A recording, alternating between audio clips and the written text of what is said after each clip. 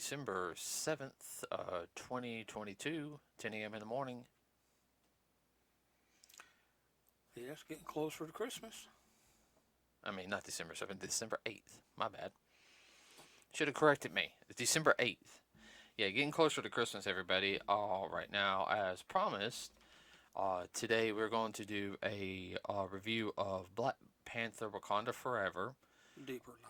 A deeper dive into it. We're going a little bit more scene by scene of what we thought about certain scenes. Now, if you have not seen the film,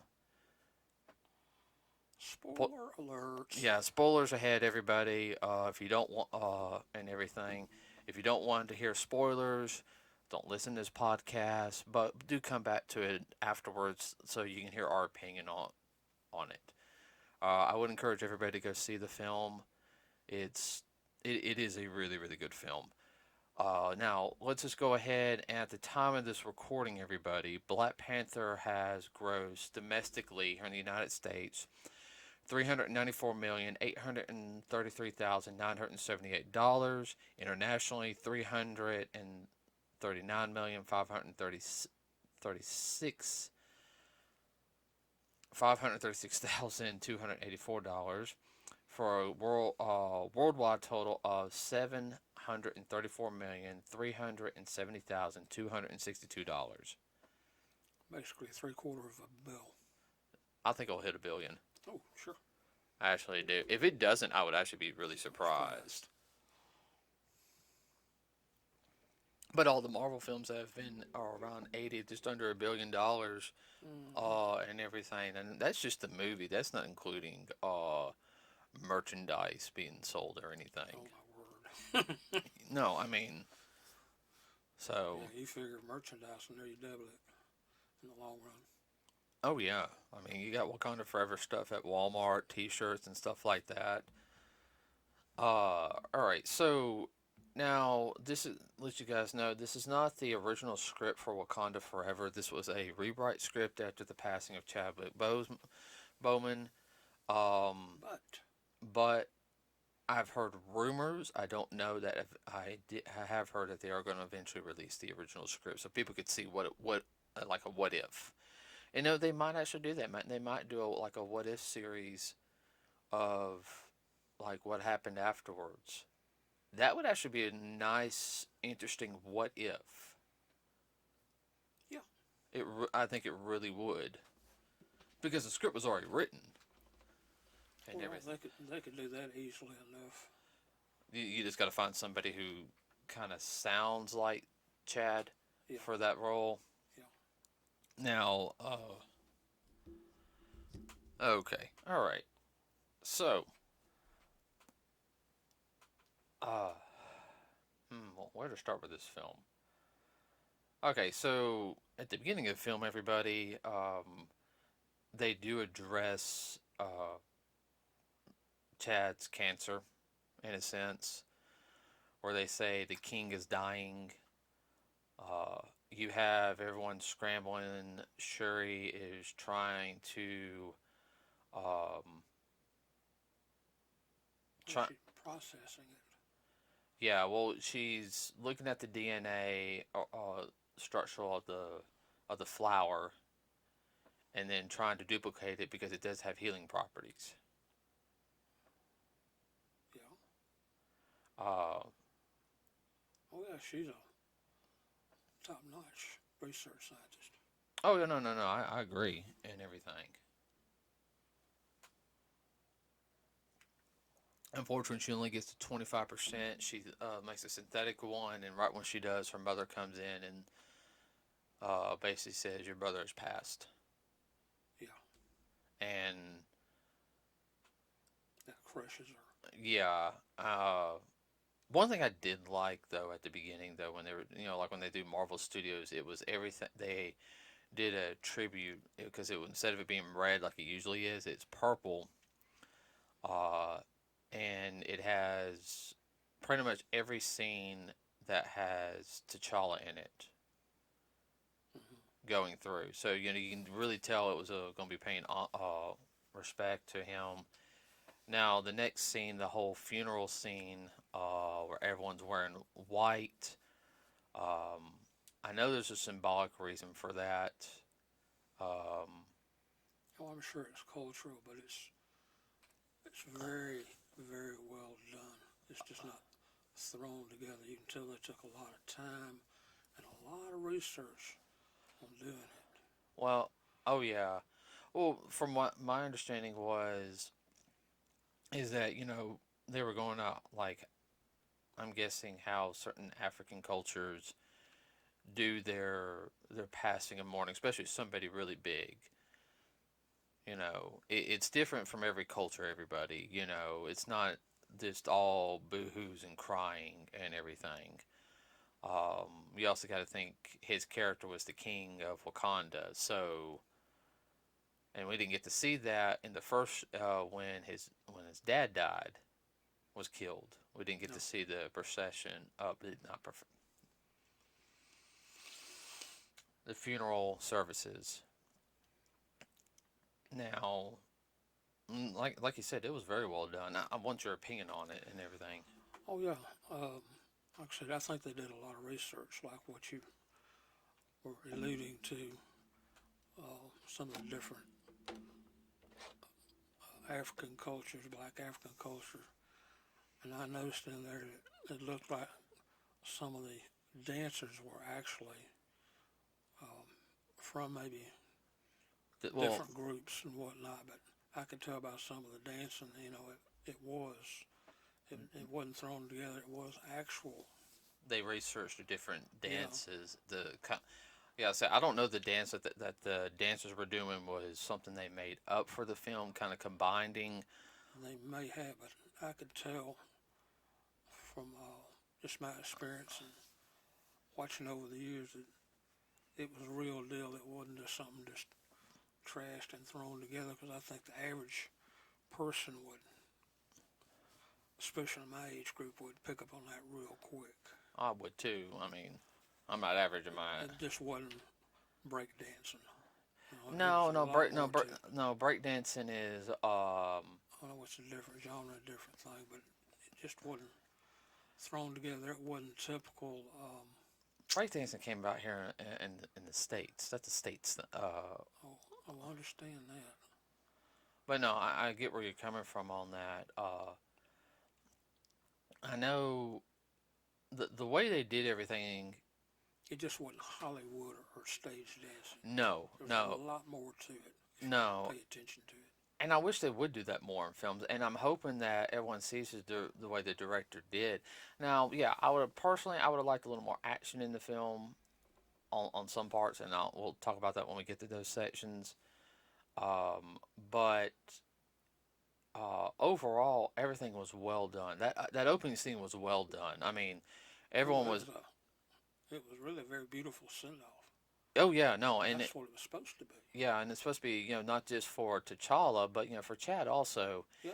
And it was very, I mean, very respectfully done in the Oh way yeah. it should be for a character. Uh, Now, I know the whole thing was, they were carrying his coffin with the Black Panther mantle, across, the what their Procession. thank you. I cannot say that word today. Uh, It's $10 work. I'm having problems saying $10 word right now because of work. Okay. Understood. Now, of course, their ship picks it up and takes it off to the burial area where they get buried. Uh, Now, I don't know exactly where Wakanda's located. Okay, I really don't. But that almost looked. Now, I know they're trying to get, and I'm talking about everybody from a cinematic standpoint. I'm not talking about, like, yeah, Marvel. Yeah, there could be ground like that. That almost looked a little bit like in New Zealand, that one scene right there, or was it just me? No, it did.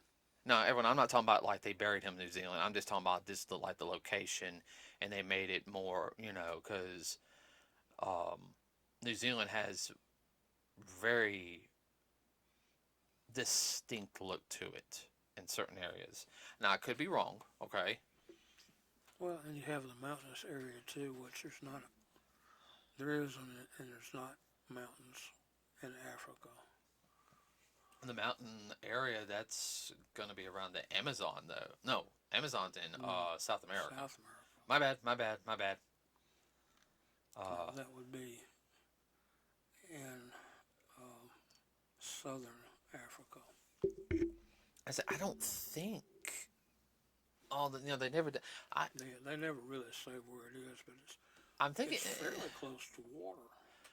I'm thinking it could be more in southern Africa. Now that I think about it, not northern Africa, because then you would be dealing with Egypt and all that.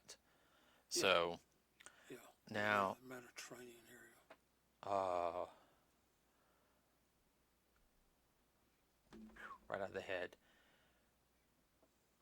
Now from there, everybody. I mean, it literally does a time skip from there. It's really like 1 year later, you know. Yeah.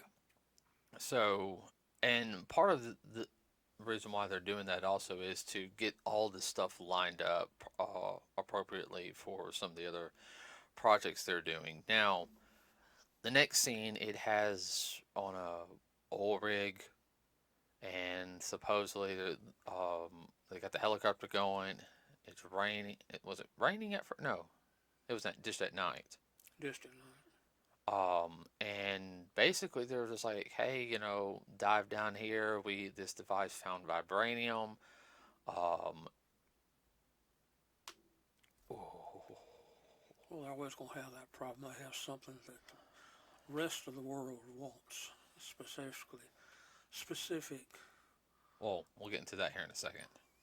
I see both sides of the coin on that. Yeah. Now, uh, I will say that you've had during that whole scene, they go underwater and they see the device that's finds vibranium.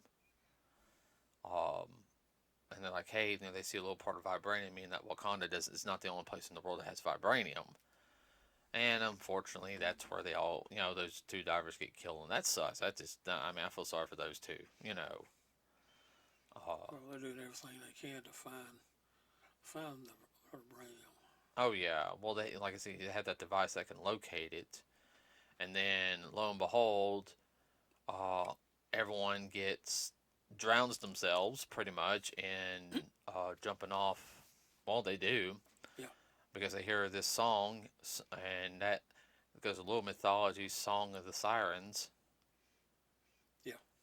where it's the submariners people, Yeah. and of course a couple of them do die, because they have noise canceling audio, Hmm. trying to get away, thinking, "Oh, we got away," and all of a sudden they get thrown pretty much down to the ocean, and you see a man with wings on his feet, and in the sky, and pretty much that's where that's introducing of Namor, Submariner. Which, in a way, that reminds you, the winged feet reminds you of the Greek god Mercury, Mm-hmm. Mm-hmm. the messenger. Mm-hmm. Yeah. Now, I will say that from there it does talk about a little bit.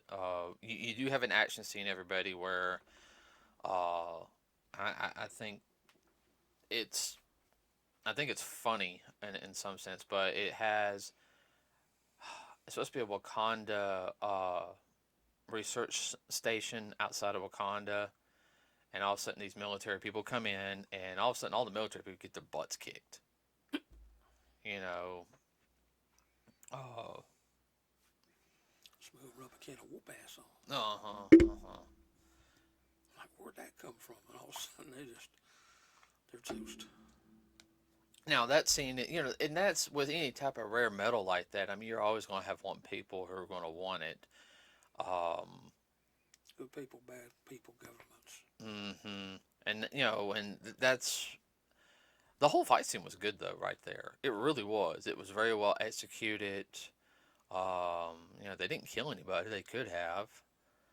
I felt like though the next scene where where they're talking to like the nations, and they have the Queen of Wakanda there, and she is talking about you know Basically, y'all need to back off and leave us alone. um, Or we're going to open up a can of whoop ass that's over on you. you, which I do understand that. But I get what am I trying to say? It's funny is because you had the American I guess the was like hey, you guys did promise to let some of the Wakanda tech out for the world to help out. You're not living up to your promise. Yeah, You know, I can. call them out on it. And then of course the and I'm so glad they went that direction. And I'm sorry everybody. I know I was like, well, America would be the ones to go to. Yes and no. And it's funny as how they brought the soldiers in and they all were the French. You know, and which I understand at that point, and it brings into an argument right there that we don't want to let any tech out because I, it got a little highbrow. Like, we have the tech, we know what you barbarians will do with it and everything. Well, highbrow's just putting it nicely. Yeah. Uh,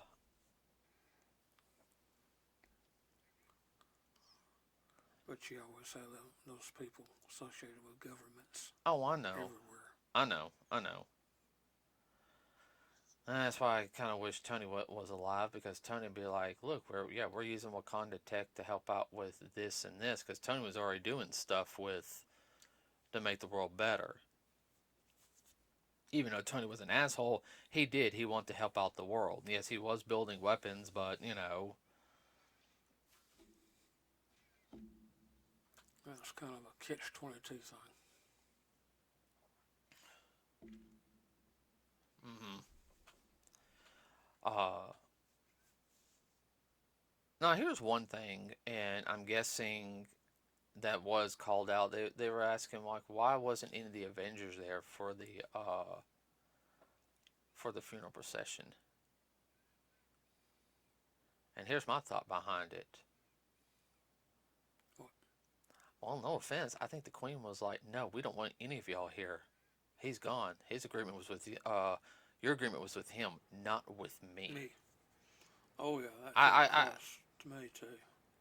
You got to deal with me now. even And though this the is the way it's going to be. even though like the Avengers be like, no, we're going to show utmost respect for him. It's a closed ceremony. Yeah. Closed private ceremony. Oh, I know, but you know what I mean. Oh I yeah. mean, Oh I know. you think like especially anyone who was there to help defend Wakanda and everything would have like Steve, Hulk, Mm-hmm. uh, well Scarlet Witch. Well, we ain't gonna get into her again. I wouldn't want her. I wouldn't want her She's there. scary. No, she has enough issues as it is. Um, so I guess we won't hear any about that. I mean, we know why the Guardians weren't there because what were the Guardians? They're doing with Thor right now. Uh, around this time, what? No, I was just thinking, y'all have to deal with the oh Lord. That's a whole nother movie. And then I guess the whole thing is I like how you see the dynamic of that the mother is moving on. She has grieved, but Mm. Shuri hasn't.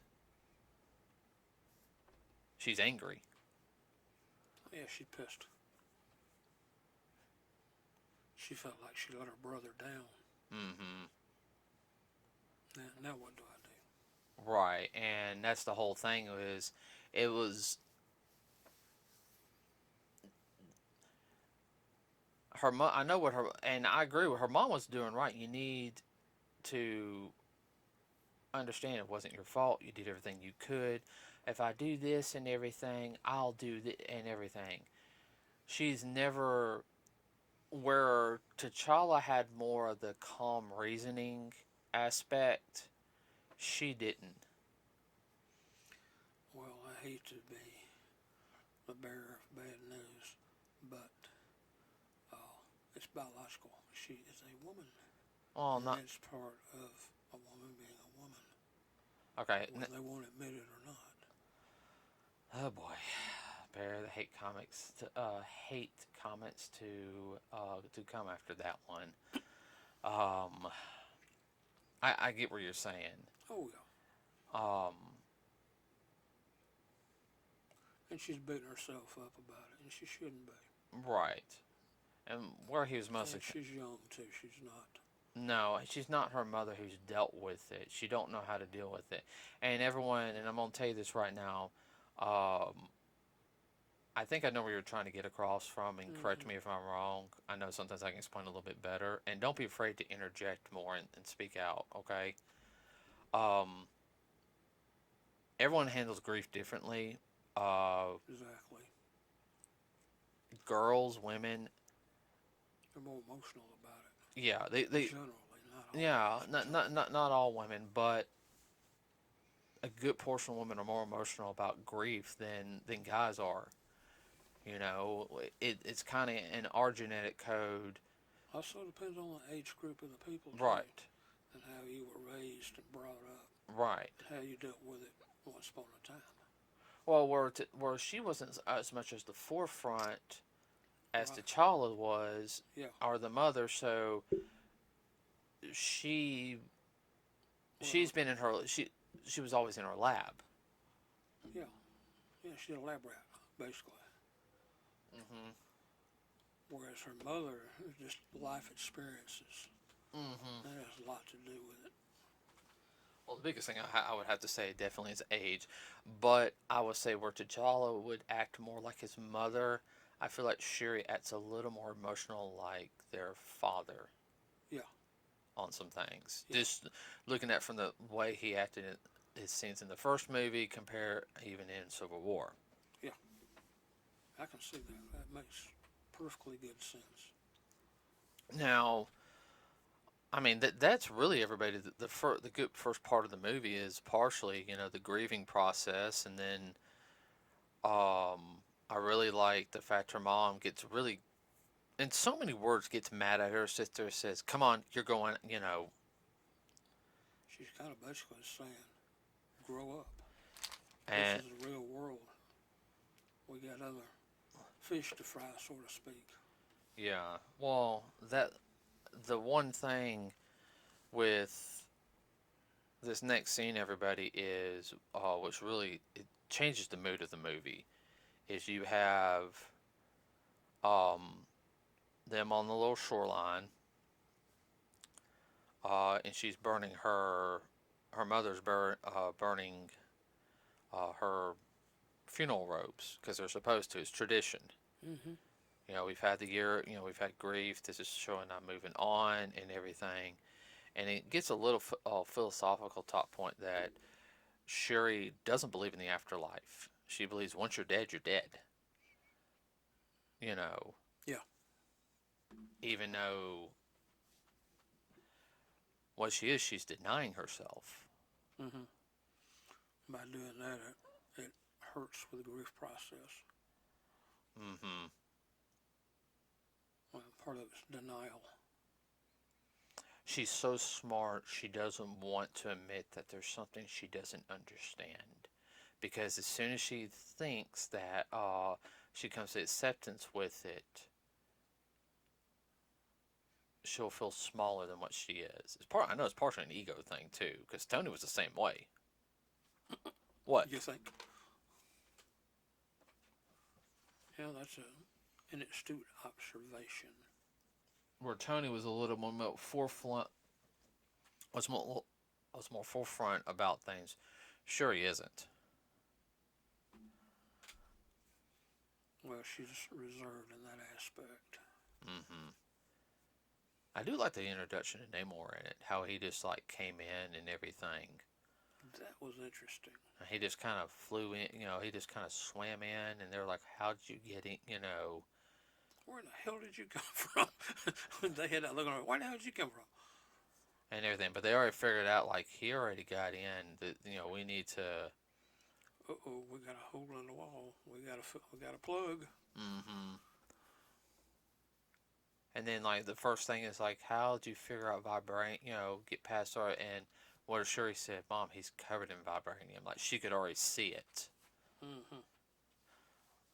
And of course, that I think that kind of in the film, I guess best way to put it is, ooh, excuse me, is shocks her mother because she didn't think that vibranium would be anywhere but Wakanda.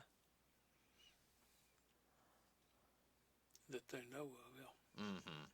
The possibility never crossed their minds. Well, it did, but they were in denial. Mm-hmm.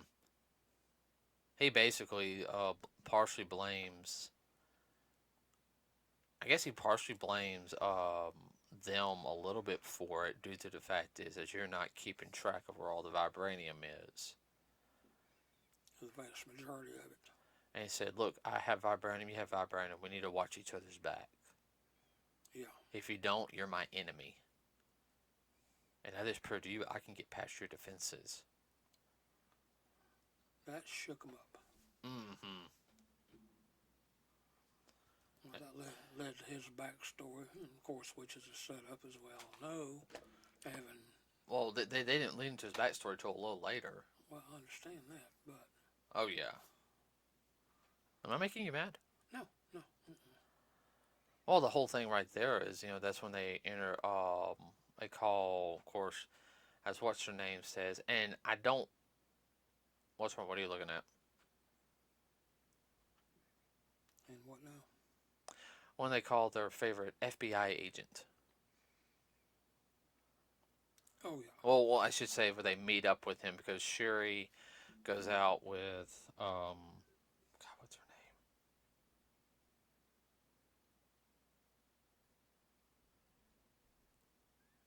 name? I have to look it up because I can't remember her name on top of my head.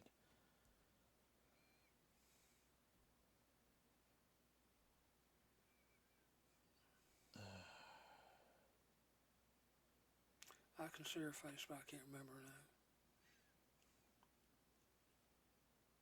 name. Is it Michelle Cole?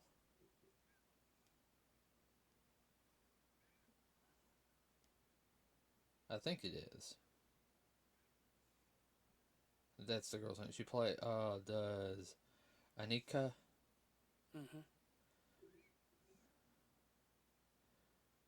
Oh yeah, because they call Agent Ross. That's right. And of course, he gives them basic information. Well, a scientist created a vibranium uh, tracker and everything I do know of. Basically, yeah. Tracker, it's a vibranium metal detector. Mm-hmm. King size. Right. And this is the introduction to another character, everybody. That whole scene right there. That was a good scene, showing that she was smart. Of course, that her was being used. Her name was Riri, everybody, aka Ironheart. What did you think of that scene right there? That was interesting. It was interesting. I felt like it fell just a little flat with her because it's like they introduced her and everything in the film, and then they used her, but they didn't use her. Right, they backed off.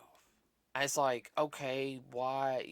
I thought she was gonna have a little more impact in the film and everything. Which I did like her introduction in the movie 1,000 times better than I did in the comics. Okay. Because she didn't act like a know-it-all or anything and say basically, oh, I can build better than Tony Stark and everything. No, I'm taking Stark's plans and I'm trying, I'm taking his basics and see what I can do with it and everything. With what I have to work with. Right. Oh, she was genius. Oh, yeah, she was genius. But she was also, I will have to sit there and say A little humble. I want to say a little humble. I would say the difference between her genius and Tony's genius, um, especially when it came like to the art reactor and stuff like that. She was learning, but I mean, all right, let's be honest. Even I have to admit, Tony making the Mark One the way he did with the little stuff he had Was amazing. was amazing. And yeah, you He can was make basically making out of a junk pile. that's what's really amazing. Okay, all right, How can I use this to do this and this? that The takes. average person will think, how in the world did he even put that together out of that? Mm-hmm. So Know how to make it work. right now with the introduction of Riri, of course they want to take her back to Wakanda. She's freaking out throughout the whole film. Well, yeah. I do like how I don't know how to pull the name or Anika. I'm probably saying the name wrong. Was just basically in so many words, just like she tried to give Shuri a chance to talk to her, but she's like, that girl's gonna run. You know that girl's gonna run. No, she's not gonna run. And then she's like in the bathroom, and she's like, why? She goes, I've had experience with this kind of thing. uh-huh. That to me was real funny. Now, the whole scene of the FBI tagging them and stuff like that because that was That wasn't surprising at all. no, that doesn't surprise me. I don't think it's so much the FBI. I think it was also the CIA Yeah. because Agent Ross's ex-wife, um, She big up on the company. yeah, she's the CIA or FBI director, and she's a Yeah, she is flaming. Julie Louise DeFries is the actress.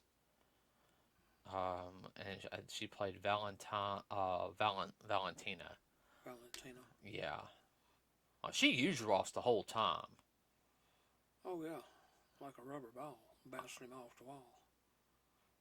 Uh, Poor guy. he's trying to do the right thing. I like his character. He's like, I'm trying to do the right thing on everything. He keeps just getting screwed over. Yeah, he's getting squeezed through Easter Sunday. I think. Anytime he opens his mouth, he puts his foot in it and kicks himself at the same time. Yeah, and this is also the first real fight we actually get to see of Namor's people. Because they want Riri also. Of course, they want to kill her. Yeah, she's a threat. She's a threat. Even though they're trying to say, look, we get you to Wakanda, you'll have to stay in Wakanda, or well, Shuri's trying to assure her, say, look, you come to Wakanda, you might have to be there for a little while, but we'll figure something out for you, okay? You'd be safer here than where you were at. Uh-huh. And that's the whole thing, like, they got their butts kicked. Oh, they got handed to them on They a got silver platter. handed to them. And I think this is the first time is with, Namor's people are already strong as it is naturally, okay? Mm-hmm. Um, and Anika, she did good. She really did. And I don't. And she noticed when she was taking them out how they also got up a little bit. Mm-hmm. You know, so she was already seeing that their physiology was different than a normal person's. You could sit there and tell she was already. They are. She was studying them. Right. Um. These ain't regular folks. They're not alien, but they might as well be alien. It's all other humans on this planet. Mm-hmm. And of course, they get. Which they're no, they're not hybrid. No, they're human. Yeah, they're human. But we'll get into that discussion a little bit later. Yeah. Yeah, I think I'm probably going to make this a two-parter. Is that okay? That's fine. Uh, because the next scene, of course, she says Riri, but Shuri gets captured, and of course, the Queen is just highly upset. And Pissed.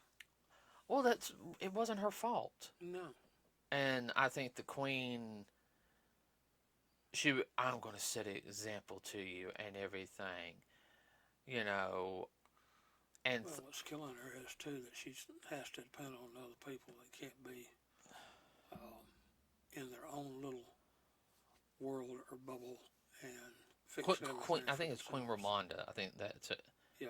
It's, well, the whole thing also is like right there when she basically tells her, "You promised," but said when Killmonger came here, you didn't help me and all and everyone escape. You know, Yeah. it wasn't till the end that when T'Challa reappeared that y'all took his side. Well, I see where she was coming from, but I could see where she was also like, look, he might be a little, but if if we leave, there's no. I feel like that was a slap in the face a little Mm-hmm. bit because it's like, look, we were also if he went crazy, we had to protect the people and Mm-hmm. everything. Mm-hmm.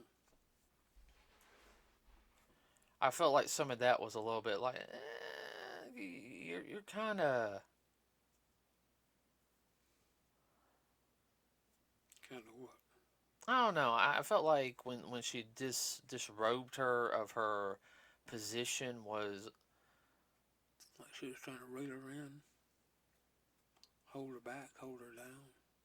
yeah was like give me a chance and everything. I fought these people. I know what they're Capable of. capable of. Give me a chance. No, you had your chance. You're no longer part of the and I can't say the name of the group. Everybody, I will butcher it. Okay. Um. Royal Guard. Yeah, pretty much Royal Guard. Uh. Get out of my sight. Big on. To me, that was. Well, that was a little self-serving and a little selfish and a little, um, I know what to do and whatnot. We've been through this kind of thing before, you know. I think that mistake cost the Queen a, uh, a little bit. But at the whole thing is, and now I'm not trying to be mean. That council are a bunch of greedy little people because they're Well, they're all about themselves and their own little whatever. their own little tribes and everything. Yeah. Uh, you could tell they were kind of thinking like, "Huh, one of us can get in power soon." And then the only one who didn't agree with it, he got all the information was Mubaku. He was related though, wasn't he? I don't. I'm not sure. Of course, he was the big Oh, I burly. know. Yeah. I know who he is. He was actually thinking out of everybody there, he was thinking the most level-headed. In fact, through the whole entire movie, he was thinking level-headed, or was it just me? No, he was. He was not about himself. He was about the people, not just what the people can do for me. He says, why are we, basically, why are we worrying about this fighting? We got a guy who has wings and is stronger, than One for one than what? any 10 of us. Right. Why are we arguing about this? I mean that whole council scene was really good. It's, you know, Now and I it's atypical of what's going on today. right, and that was kind of the whole thing. I could see the things is where, and I can understand the queen being upset. Okay, now I would have sit there and said, you have your duty. And he goes, for the time being, you're temporarily relieved of your duties. You know, I can't have somebody as experienced as you becoming too emotional and doing something reckless to endangering my daughter's life and your life. We need to do this another way. Well, she wasn't thinking rational. She was thinking emotional.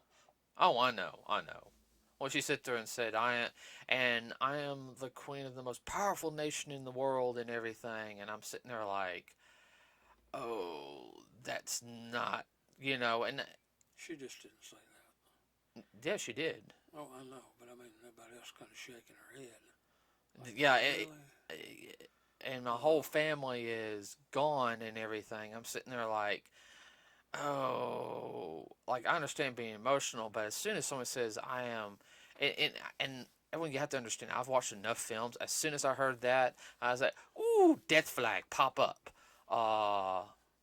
This ain't gonna go good. Nuh-uh, something's gonna happen to her. That was a death flag.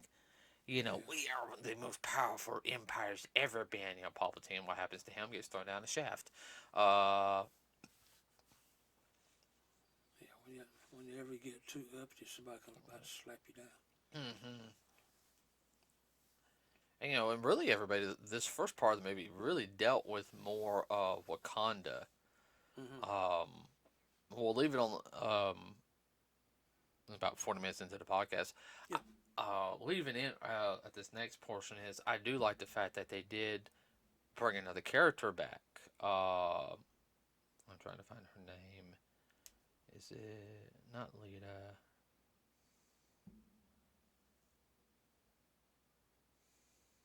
It wasn't her, was it?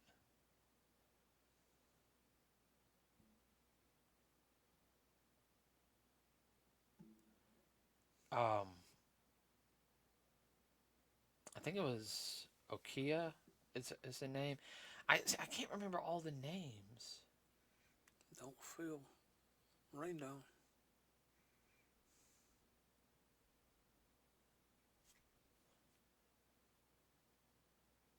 Yeah, Nakia. Um, she was in South America. Yeah. Uh, and if you guys did, and this scene is really interesting. If you listen to when they go to the Queen actually goes to South America, uh, and they're actually speaking French. Did you notice that? Yeah. And I know, and guys, and yes, there is. The French did colonize part of South America. I can't remember what section. She wasn't near Brazil because Brazil speaks Portuguese. That's way too far south from where they were at. They were more in Central America. Yeah, under Mexico. Yeah. But she goes to her, and basically, of course, she sees her and she's worried at the same time.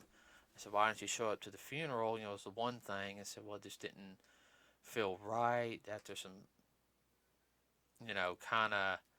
It's kind of like that. It kind of had that whole thing like, wait a minute, something's not right about that. Which will get answered later. Of course, she tells her about Shuri, what happened, and she used to be a spy, so she gets to do spy work. Mm-hmm.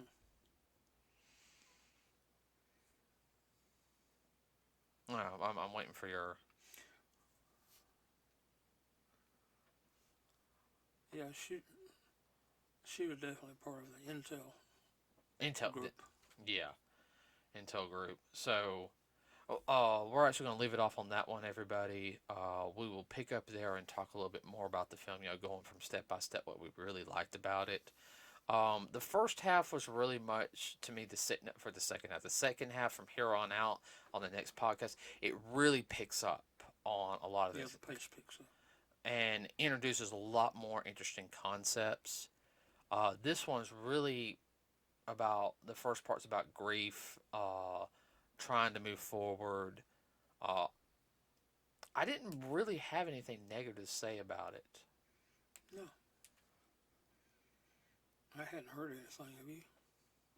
I heard a couple of things, but I ain't gonna worry about that. Well, consider the source. Yeah, I know, idiots. So, okay, everybody, please like and subscribe to us here. We do have a Facebook page. We do post a couple things on the Facebook page every now and then. Let's see. We will have part 2 of this podcast will be on next week. The which will be the I'm checking, which will be the 15th. 15th. And then hopefully on the 22nd, we will have the review of Deadly Night. We're going to see it. Oh, that's a hoot from what we've been told. Yeah, we're going to go see it on the 20th, everybody. That's really the only time I've got a chance to go see movies right now, because I work every weekends now. Yay. I miss my weekdays. I miss my weekends, dag nabbit. I do. Oh, I know you do. I understand. Okay. With that said, everybody have a wonderful rest of your week. Be nice to all your people who bring your food out and stuff like that, and people, retail workers. We deal with a lot during this time of year. And with that said, everybody, we are out.